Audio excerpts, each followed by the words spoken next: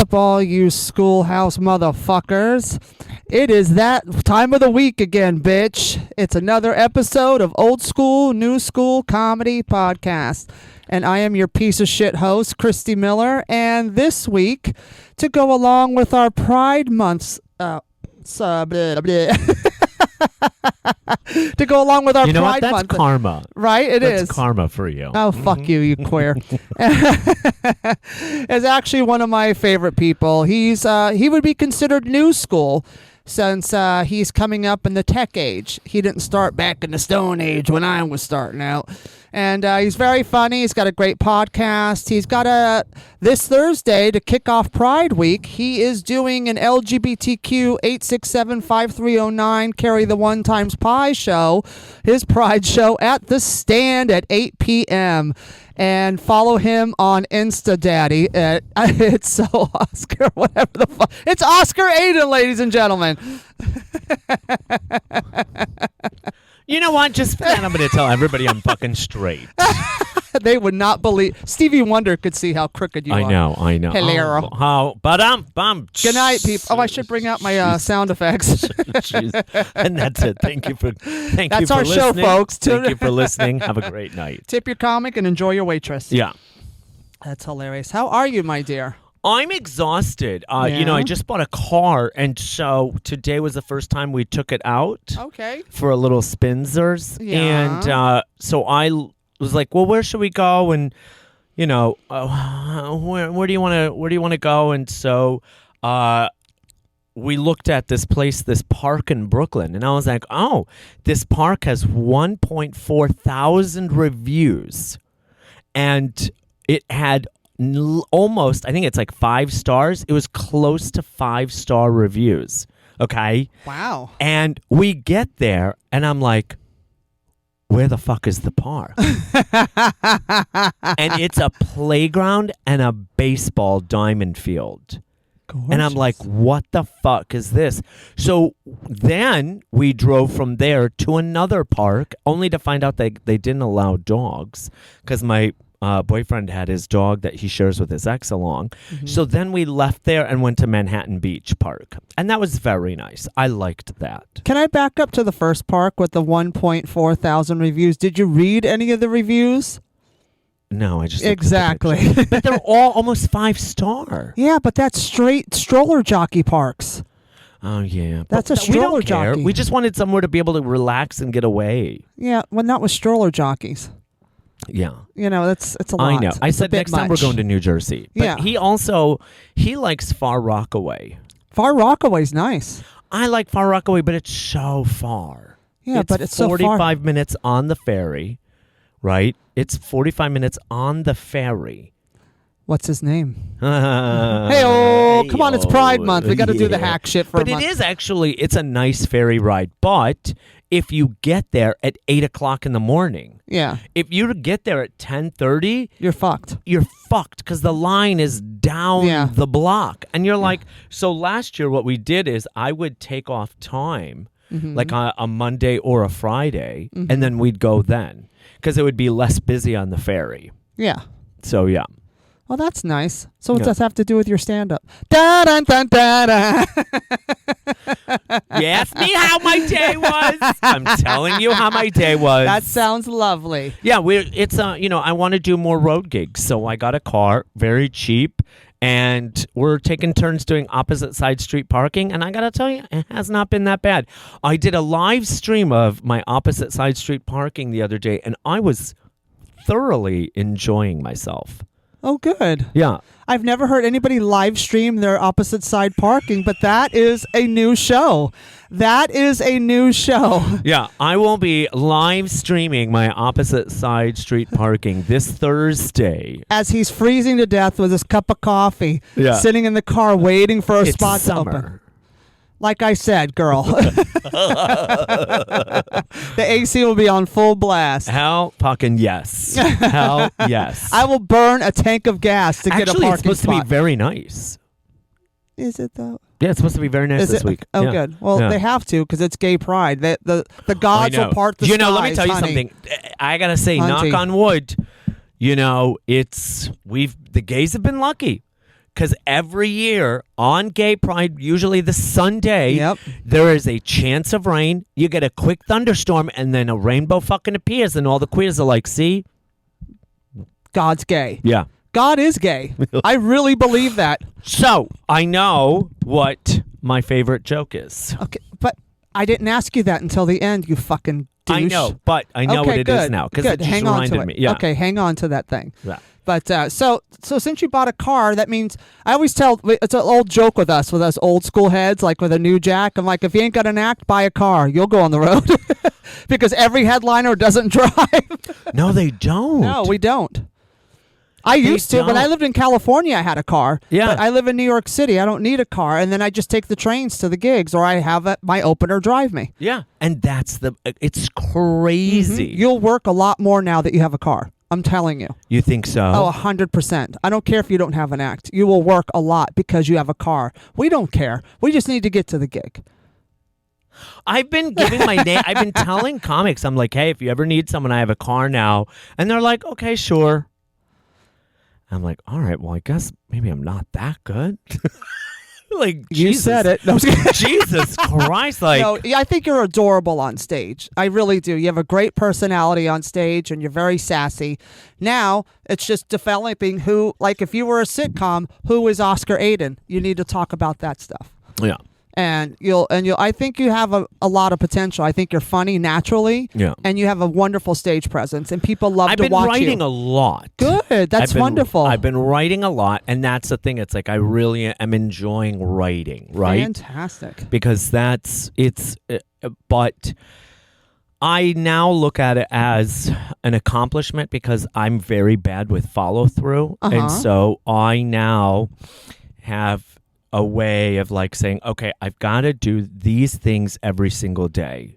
And if I do at least 7 out of 10 of them, then I feel accomplished. That's great. Because then I'm like, oh, I'm going to pat myself on the back. Yeah. Because even though to other people, like, what? That's it? But yeah, for someone is not good at follow through, who's not good at, keeping on things, that is good for me. And also, why should they care? Yeah, and also it's like it's none of your fucking business. Yeah. You're only competing with yourself. Right. Who gives a fuck what other people think? Yeah. And you have to find the formula that works for you, not read it in a book and try to mimic that. It's good to read to like learn other people's styles of how they write, but you got to like figure out, take what works for you and leave what doesn't aside, and then you create your own formula. That's it. And that's it. And that's the thing. It's like I'm trying to, and it's weird because like I find the most joy talking about everyday things that I like to bitch about. That's perfect. But I tell you, I can't tell you. Well, I can't tell you. I can tell you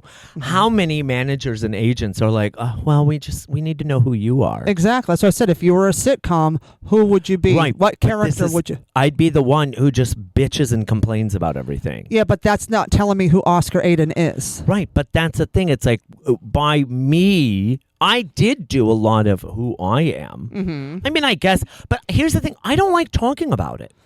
Okay. I don't like talking about, I try talking about like my youth, and it just isn't something that I'm like, oh. But you don't have right. to though, because I don't.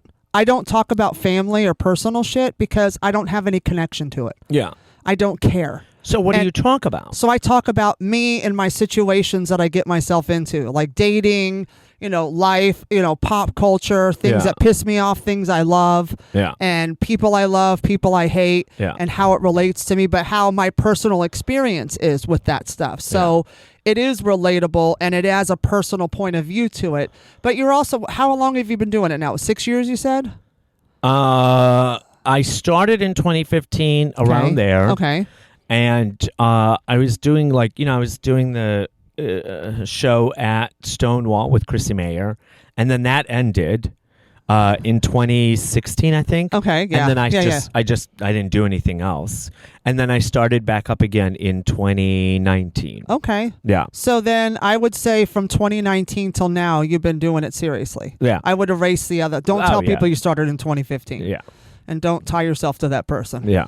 No, I know. That's a shame. It's sad to see. I wonder, I have a theory. And listen, in her own right, she whatever she went through to get her to where she is today, I don't know. But she used to be one of the biggest proponents of like LGBTQ, women's rights, this and that. And then I wondered if what happened is she just couldn't find her footing. And then she found her footing and was like, oh, well, I'll just go with this. Yeah, she did it for the likes and the Twitter followers. Right. As opposed to that I don't believe she believes all that stuff. No, she doesn't. I think she does it for shock value. And what's sad is, she's, got a lot of Twitter followers and she's working, but she's completely narrowed herself into this small little corner market that's not going to grow. Right. And it's sad because she just wasted all that hard work that she's done all these years. Right. But, because she couldn't find herself, she doesn't know who she is, so she grappled onto that because that was going viral. Hey, I'm going to jump on the viral bandwagon. Right. And, good for her. If you're making money, I don't hate any player in the game. Right. Anybody that makes it, I celebrate it. But it's a shame that that's the road she took. Yeah, because she didn't have to. No.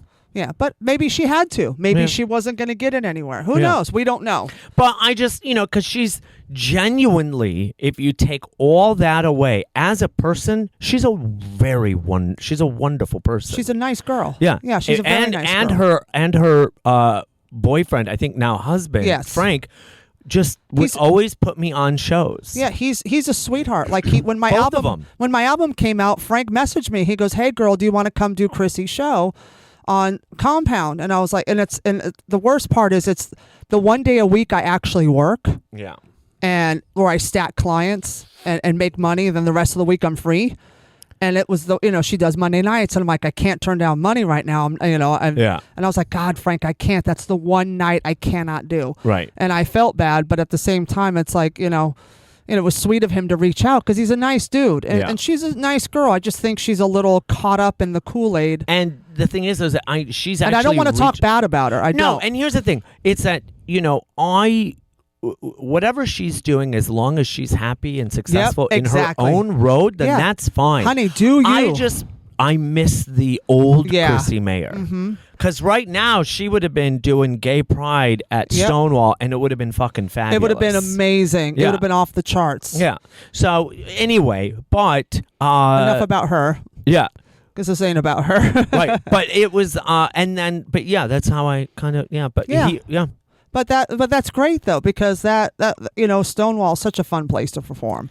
And... It is a wonderful place, but it is hard to pack sometimes. Yeah, of course. Yeah. Like the last time I did anything down there was at the Duplex, and Dana Friedman puts on a show called Queernacopia. Yeah. And she asked me to headline it. She goes, "You're an ally. We want you to headline it." I'm like, yeah, hello. That's my people's. And it was like a very... And the audience was very heavily trans and non-binary and very Jewish, like from the JCC, because Dana's very involved in her community, which is adorable. And I love me some Dana Friedman. I think she is a riot. She is so smart and clever. And so she had me host a headliner show, and I was like, I'm not sure how they're going to react to my pronouns and my gay superheroes bit. They ate it up, and the biggest honor for me was this trans girl around 30 came up to me after the show. She goes, "Oh my God, I love you. You're so amazing." I'm like, "Oh, thank you." And she goes, "Your pronouns bit about the theys is like, can I use that to explain to my straight friends what it means? Because it was so funny." And I said, "Girl, I would be honored if you used my bit to explain to your friends." Yeah. I'm like, that touched me so deep. Like, and not a lot touches you. Nothing touches me. No. Don't touch me. I'm Diana Ross. Reach nothing, out and touch. Don't touch me. Nothing touches Chris. Actually, something does now. So. Yes, Queen. Really? Mm-hmm. Ooh, I want to see a picture. I'll show you after the show. Oh, okay. He's a lieutenant with the FDNY. Oh. Yeah. Yeah. Yeah. Well, we met 9 years ago, and it was just bad timing. Okay. And we dated for like 2-3 months, whatever it was. And then he just couldn't handle it because he was going through a lot. I mean, like some horrible shit. Yeah. And I knew what it was when he disappeared. I knew what he was going through. He just couldn't handle it. He's not one to, firemen, not the most emotionally in control people. Right. And And then like he's always kept in touch, but I've always ignored it. Yeah. And then he got really, from Christmas on, he got more persistent until like Valentine's Day, he was like up my ass. And then we finally hung out like I went to Nashville and then came back, and then I had some other shows and stuff and didn't have time. And then at the beginning, like the end of March, beginning of April, like right after my album came out, literally like he just showed up at the gym. He goes, "We're going, like, I'm here, what?" And then we've been together ever since. Really? Yeah. Oh. So, I know. I'll tell you all about it later. But anyway, so enough about that. What? Wait. By the way, real quick, I just want all the listeners to know that Christy did my podcast. Yes. In my apartment. Which was so fun. And I got a lot of messages about it. Aww. And they loved the ghost part. Oh, I'm sure. People love paranormal stuff. They loved the ghost part. Of course. And honestly, can I tell you, ever since then, I've been able to, I don't know about then, but I've been able to sleep a little bit easier. Also, I moved my bed. Yeah, and that has a lot to do with energy. Yeah, so I took my bed away from facing the TV, and now it faces the door. Perfect. So it's more. Perfect. The energy flows. Yeah. That's perfect. Yeah. So I feel like, and I leave my window open a little bit. Yep. So I feel like everything kind of just flows a little bit easier now. Yes. So nothing's stuck. Blocked. Yeah. Right. Because you can block energy like that. It's like everything's made up of energy. We're all energy. So, yeah, no, that's awesome. No, that was fun. You were like, I don't think to talk to. Yeah. Christy saw.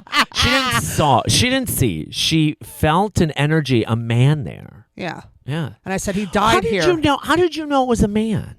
Just the energy. I feel it. Really? Yeah. And how I feel it, I see how I'm feeling. And it shows in my head, it'll show me, like a figure or a description. And so I just describe it. That's how I see it, but I feel it. And I knew he had died there. So you said the guy died outside the building. No. There was a guy who passed away above me. Okay, because somebody died in that building. That guy died in the building. That's all I know. Yes, someone passed away in front of me, but above you, above me. But that was years, like maybe 15, 20. No, that's fine. That's got to be 20, 30 years ago. Yeah, but that's fine. It could still be around. I have in my apartment. There's ghosts from like the early 1900s.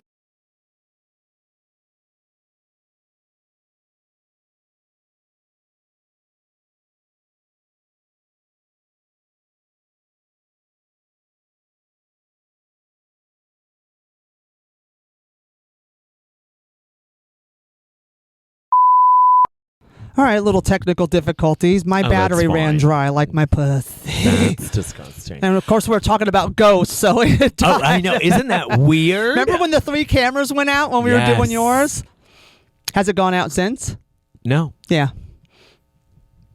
Didn't go out. Mm-mm. Just me. That is so weird. Mm-hmm. That is so weird. Mm-hmm.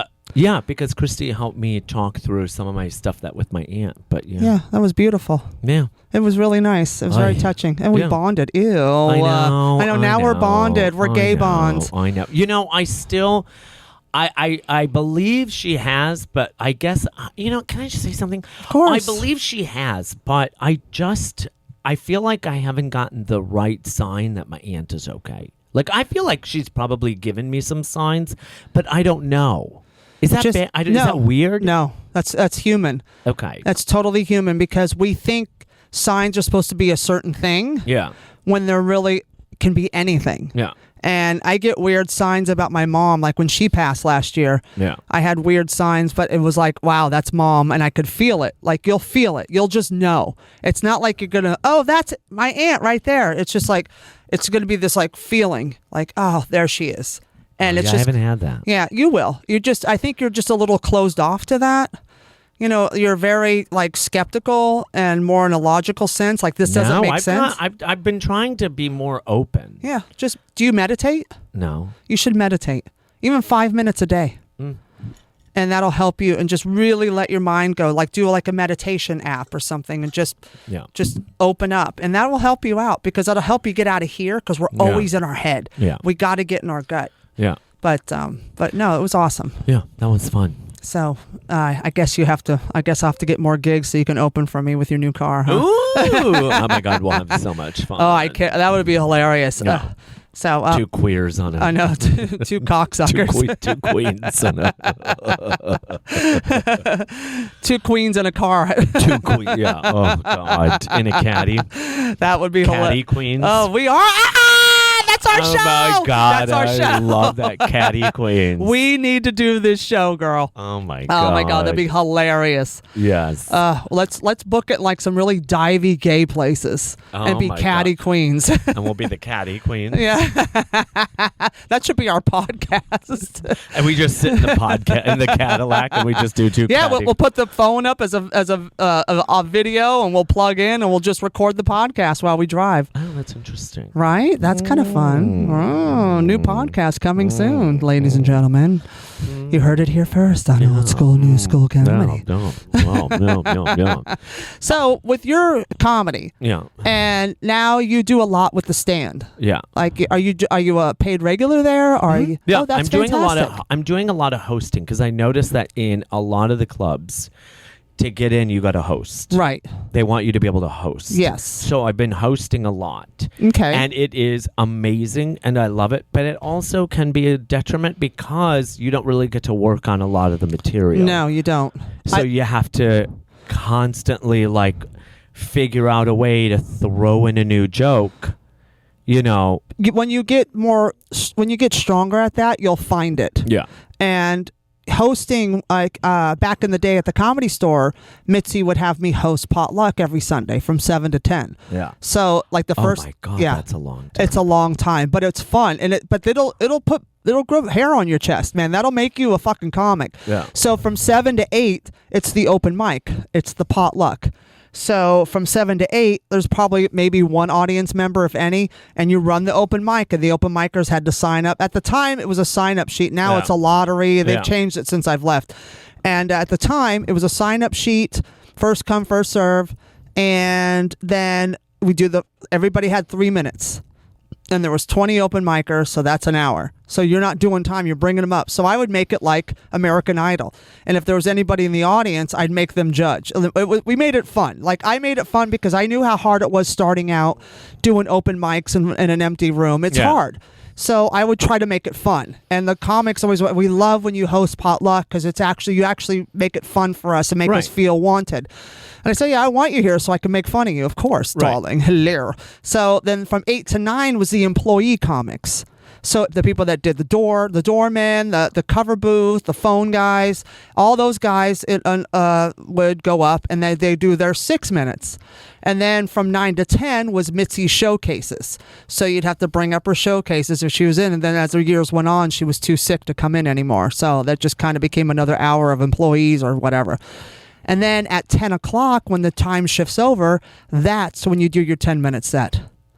So you're on stage for 3 hours before you go into a set. The lights dim, like the lights go out, and it's just the lights of the names on the wall, and it's dark. And then you do 10 minutes. And then that's how you start the pop-ins part of the show, where the paid regulars come in, first come, first serve, celebrities bump everybody kind of thing. So I'd be on stage every Sunday for 3 hours hosting and then do a set and then turn it over to the MC for that. And then I got to go home, which was great because I was done at 10:10. Yeah. It was perfect. But the thing with hosting, it's a lot of crowd work. You're working the room, so the material, but it's a good way to find your ground and test your improv and your gut skills and then let things come out and create. So I would literally do all my writing and try it out on Sundays in between. And I would test it in between and test things, and then things would grow. But like a lot of, when you host, do that. Yeah, absolutely. I need to start doing that. Introduce one new joke. Yeah. And if you do, you get them on your side, like do something where it'll lead into a bit. Yeah.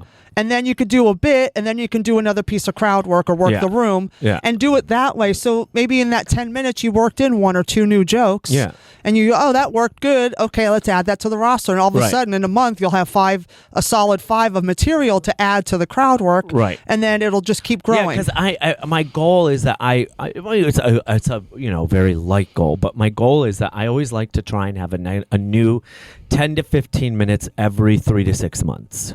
That's hard to do, Yeah. especially at 4 years in, like solid 4. But I push. Good. Because And I that's don't. only Because gonna here's make you the thing. better, honey. I've forgotten a lot of my jokes because I don't tell them anymore. Mm-hmm. And so, like, because I keep doing newer jokes that I like, so I'm tired. I'm done talking about the boyfriend. Like, I have my boyfriend material. I'm done talking about that. Okay. Then I was doing some other material, and I was like, all right, I'm done talking about that. Now I'm doing this material, Of course. and I like this material.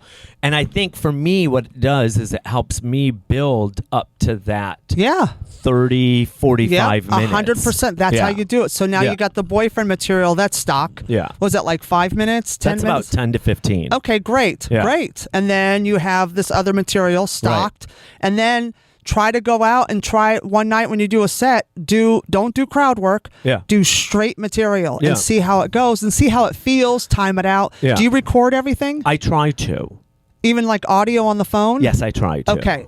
Don't try. Just do it. Okay. Because even if it's a bomb set and it sucked or it was just a not a good night, it doesn't matter. You can always delete it. Because I'd love to know that, like, there are times when I'm like, okay, if I can get a 20-minute set somewhere, if I know that I can do 20 minutes, then I'm like, oh, okay. Then I'm good. I'm good for at least a 30-minute, 45, like a 30-minute feature spot. Good. You know? As you should be. Yeah. You should be able to do that. And with, it's when you have 20, 30, like when I did my album, I had the whole night. Yeah. It didn't matter, but I didn't want to go over an hour. I did an hour and a half. Mm-hmm. And just knowing I had that time, and it's just to relax and pace yourself. Enjoy the laughs, and that's how you milk a fucking joke, honey. That's how you milk your time. Yeah. And a lot of comics I see, like I did a gig upstate last weekend, and the host literally like a fucking machine gun. I'm like, nobody can hear what you're saying. Nobody can understand you. She bombed like fucking Pearl Harbor. It was terrible. And it's like, you slow down, take a breath. I did a show recently. Not like about a month ago, and this person hosted, and it was exhausting because then what happened is I had to go up and I had to pull the audience. Oh, so that's the worst. Because I'm Bullet, and I was Bullet, so I had to pull the audience because this person couldn't host. Yeah. And so now I'm wasting. Now you're hosting. Now I'm hosting. So Welcome all the to my material world in that this club. all the material that I wanted to do, the new material, Yep. was wasted. I couldn't do it because I had to pull them. Yeah, and that happens to me a lot in the city. Yeah. And your show is only as strong as your host. Yeah. And if your host sucks, then I'm sitting here with a shovel digging graves, like digging people out of a grave. And it's hard. It's like, I go, why do I have to fix the room so everybody else can skate? Right. And that's the thing. It's like, when the comics get on stage, no matter whether I'm at, like, at the stand or wherever, if I'm hosting, I will do my damnedest to get that room as much prepared as possible. Even if they're tight, I'll do it as best as I can, but I'll let the comics know. I'll be like, listen, I did my best.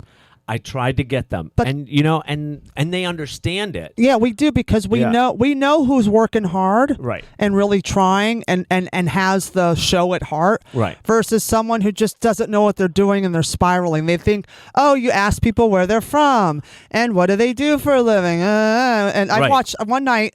I was at a club downtown, and the host literally, she did no jokes. She's like, hi, where are you from? Oh, what do you do? Okay. And where are you from? The whole 10 minutes. And I was just like, I was just sucking on the head of a barrel of a shotgun, waiting for someone to pull the trigger and blow my brains out. I'll go, okay, so they didn't host, so I'm host, because I love the Bullet spot. Yeah. Because I get done and I'm out of there. I like mid spot. No, I like Bullet because they're fresh. They're not bitter. Here's the thing, though. You take it with Here's the thing. There's the pros and cons. Yes, of course. The pros is if you have a good host, that Bullet spot is amazing. Yes. If you have a bad host, that Bullet spot is death. awful. It's death. Because now you're the host. Yeah, well, that's how I look why at I'm it. like, now people have been asking. They're like, oh, do you want to go Bullet? And I'm like, no, I don't want to go Bullet. You know what you say? Sorry. Do you want to go bullet? Who's hosting? Yeah. No, I try not to do that because I'm, I don't know. I get nervous about that. So I just say, because I always check and see who's hosting. Yeah. And good. then I'm like, no, I'm not going to go bullet. But even then, I'm like, I'd like to go second or third. And because they'll ask me, they're like, do you have any preference in the lineup? Yes, I'd like to go third. Yeah, that's good. Because I don't want to go. I hate bullet spots. And I've done shows where I'm the last and people are drained. Unless there's only like 5 comics. Yeah, like Friday night, I had closed the show, the midnight show. And the 3 comics before me, that's 30 minutes. 30 minutes of silence before I went up. And I'm like, I'm exhausted. It's 1:10. I don't like, these people are just dead. Like they've just been beaten. And I went up and I had a blast. Yeah. But they were so tired and they were with me where there was one girl in the front stage right. She was laughing and shaking, but nothing was coming out. Yeah. But like you could see she's like shaking and laughing. And it was so funny that not a peep was coming out, but she couldn't stop laughing. Yeah. And then the girl in the front, she was cute and kind of like that. But they were with me and we had a great time, but it's like I felt so bad because these poor audiences are being beaten down. Right. And then you got to go shovel. I'm like, I'm going to shovel a grave at the end of the night. They don't give a fuck. These people want to go home. Oh, yeah. These people want to go home. Yeah. So, yeah, that's just, and the thing is that like, we'll talk about it after the show. Okay. Yeah, but it's something where I feel like I used to get a lot of spots. Mm-hmm. Not a lot, but I got consistent, and then all of a sudden it just went. Yeah, it does that. It's feast or famine. For a long time, I was working 3, 4, 5 nights, easy. Now I'm like, I have 1 spot this week. Okay, yeah. Like this week I'm headlining a gay pride event on the 22nd for the Gay and Sober nonprofit. Oh, that's the one that you asked me if I wanted to do. I didn't ask if you wanted to do it. You asked me if you could open. I said, I don't know. I think I'm just the only one. Oh, and then we talked and I said, I can't do it. Yeah, but I am not booking it. Oh, I thought you... Oh, no, I got hired by the nonprofit. Oh, yeah, that's right. Yeah. Oh, yeah, that's right. We talked about it on the way. Yeah. You're like, because you asked, do you need an opener? Oh, yeah, that's right. And I'm like, well, yeah, because I would enjoy opening. Yeah. Well, I have a whole choreographed ballroom opening that I've got choreographed. Oh, God. It's going to be hilarious. What's the next question? But what I'm saying is, it's feast or famine with spots, and don't take anything personal. Yeah. Like you can't. If you do, people, that's what's going to make you go crazy. Yeah. And I always tell young comics too, in that sense, create your own path, but also take the spots that you hate because it's only going to make you stronger. Oh yeah. Listen, let me tell you something. There are times when I'm like, I don't want to do this. I don't want to do this. I don't want to do this. And then I'll do the show. And I'll somehow get a new joke out of it, and I'll be like, "Oh yeah, I'm glad I did that." Yeah, there's a gem in everything. Yeah, yeah. I try. I'm like, all right, it's raining, it's cold. Oh my God, I'm gonna go down. And then I get there, and I'm like, okay, I'm like, all right, this was good. I'm glad I did it. 95% of the time. Yeah. And then there are those times where I'm like, why am I here? Yeah, of course. That's welcome to comedy. Yeah, that's comedy 101. Why am I here? Yeah, why am I here? Yeah, but no. So, with your writing and stuff. So, what techniques do you like to do? Like, because I always think about like people that grew up in the tech age with stand up. Like you started out when Instagram and all these TikToks and all this stuff was out, which we didn't have when we started, and what do you think, like, because I see like a lot of these TikTokers, like people are upset about Matt Rife right now, which is hilarious to me, and it's so stupid. And it's like I always see these comics that build these huge followings on TikTok, and they're worried about their Instagram and TikTok followers, but they don't have an act to back it up when they hit the stages. Well, the thing is, though, is that first of all, everybody needs to remember that social media is all visual. Yeah. This ain't radio. No. right? This is all visual. So when you see a good-looking person and they're making people laugh, and they're like, "Oh my God, he's so hot. He's so hot. I want to fuck oh my him. God, she's so beautiful." Like, yeah.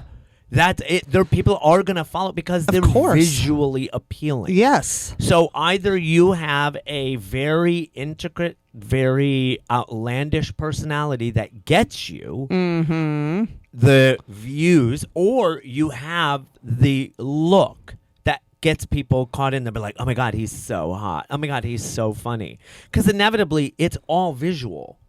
At the end of the day, it's visual. Yeah. That is social media. Of course. But I always have said, for me, and maybe this will change, but I would rather have Bill Burr ask me to open for him at like Madison Square Garden, right? Because I'm a good fucking comic. Yep. Not because I have 100 million followers or 1 million followers or this or that. Yeah. And I'm not good at it. Now, there are people with that many followers and that are good at it. And that is the secret sauce right there. Yeah. That's the secret sauce. Yeah. You know, Mateo Lane just got 1 million followers. Yes, he did. And, you know, the boy, he's got But with Mateo, he's hilarious, dude. Yeah. He's got an act. Yeah. He now has... He knows who he is. This is his persona. Yeah. Like, this is how no matter where you're at, this is who he is. Yep. And so, like, that's how I'm finding myself. Like, I find myself in the way that this is my act. This is who I am, you know? This is me. And so I like to talk about these things. I like to talk about shows and the things that I like, you know? And that's how you do it. Because I don't have anything in common with gays, you know? I know. Oh, they like RuPaul's Drag Race. I like parallel parking. Good night. I actually really love parallel parking. Really? Yeah, I think it's an art form. I love it. I grew up in California, so it's in my sleep. Oh, I love it. You know, and not a lot of people know how to do it. No. I have this joke. I've been trying to work on it where I tell people that I love parallel parking. And one day I was walking down the street on 19th Street, and this lady was having a hard time. She was backing her, you know, Cadillac SUV, of course, into the spot, and I knew she was having a hard time. And you know, me being the good Samaritan, I was like, "Do you need help?" Right? Obviously, I have to. Another time, a gay has to help a woman in distress. Hello. Right? So I ask her if she needs help, and she's like, "Oh my God, would you?" And so I get in the car, and as I'm turning around to look, her children are in the back seat. You should have took off with the car and I'm like, and I roll down the window and I'm like, "Ma'am, this is how Amber Alerts start." Okay. We're so trusting but I've been with working gay men. on that, right? But I've been working on that, and I'm trying to, you know, I'm like, okay, because it's a good bit. Yeah. And it's just like, okay, how do I milk it? Like, how do I turn it the right way? Okay, well, ma'am, this is how Amber Alerts start, but you have to set up the fact that people always trust gays. Yes, that gays are very, you know, they're non-threatening, even though, you know, they're the boogeyman right now, but gays are non-threatening to women. Right. So women will give you everything that they own. Like they, you know, you could do something about how gays are non-threatening and women really trust anything. Like they don't question anything. They don't get skeezed out when a gay man helps. Right. Because they think it's like another chick. Like it's like there's no threat. Right. So if you establish that no threat. Right. And then you could say, "Ma'am, this is how Amber Alerts start." She goes, "How do you think I asked you to do this? I hate these fucking kids," or something like that. Like have her have the punchline. Oh yeah, that's true. Yeah, I gotta, and that's the thing. It's like, you know, I try when I'm writing. I try and like, okay, I give myself an allotted time every day, and I'm like, all right, you know, I gotta write for this much. So I'm writing things, but then I realized I got to tack on a little bit more time to start writing out jokes. Right. Well, write out, like for me, this is what I do. I write out bullet points. That's what I do. Okay. So so going back to your question, for me, I use Google Sheets. Okay. So that way, because I can always look in my phone. Right. And then that way, like in my Google Sheets, I have a document called Gathering. Okay. And in that document, I just have all of the bullet points. Fantastic. And then, but I got to work on finding a way to take some of those bullet points and saying, okay, where can I work this in? Right. How can I do that? And then that's where my ADHD comes in. Of course. So if you know the beginning, middle, and end of your joke, like you know the beginning of the story, the middle of the story, and the end of the story, right? Yeah. With the joke. And your bullet points, write them out, beginning bullet point, middle bullet point, like points in the joke, in the order that the joke goes. Yeah. That'll help. This is what I do. I write I'll put the joke title, like what it's about, the premise. Yeah. And I do and I do the line A, and I say the first part of the joke, what it's about. Then the second part, what leads to that. And then that way it's not like all written out and memorized, but it's just bullet points. So I know I have to go from this to this to this to this. And then I just talk about it in that order. And once you start getting more fluent in taking your bullet points and talking about them, sometimes I hit really tragic mics to just listen to stuff, or I'll do somebody's Zoom show just to listen to it on audio, like on a microphone, and talking and listening to the rhythm. Yeah. And then I go, okay, there it is. Or when or if I do a spot, I'll throw something in the middle that I want to try out and talk it out, and I record everything audio. Yeah. And then I go home and I listen to it and I go, okay, that was great. I loved that worked really well. Right. Oh, I can add this to this, and then things start coming out and flowing. And that's what I got to do. Yeah. Just write bullet points in the exact order, like, you saw a lady, you love parallel parking. Right. And helped a lady. And you helped a lady with parallel parking. Her kids were in the car. This is how Amber Alert starts. She goes, why did you think I had you? Or whatever her tag is. Right. And she has the tag. But the premise is women trust gays way too willingly or something. Right. Women find gays they trust them so much and they don't question anything. Right. So that's the premise, and then that's the example, the parallel parking the lady's car for her with the kids. Yeah. Okay. And then how the story goes because you lived it. Yeah. So the beginning, middle, and end of the story. Yeah. Just have your bullet points. Maybe I'll try that. Yeah, and have your bullet points with every tag on it. Because every time I try and write out the joke, I'm like, oh. Yeah, you can't. You'll go crazy. Yeah. And I can't write complete sentences when I write because my brain moves too fast and I can't type that fast or write. Then it looks like a pharmacy prescription from a doctor. Yeah. And I'm like, who is this? Who ordered the penicillin? Everybody, sweetie. Oh, my gay man. Lord. But so try that. I think that'll really help because I think you and I are a lot alike in that sense where, I've never been diagnosed. I don't think I have ADD or anything. Have severe ADHD. I don't. I can chill and sit still like a piece of furniture. Nope, can't. Yeah, I can. Now, do you want to know something? Yes. I can sit still and relax on a park bench under a tree where the wind just blows. Like today, when my boyfriend and I went out to Manhattan Beach, there were some park benches along the bay where all the boats were. Right. And I could just sit there for hours. Mm-hmm. That I can do.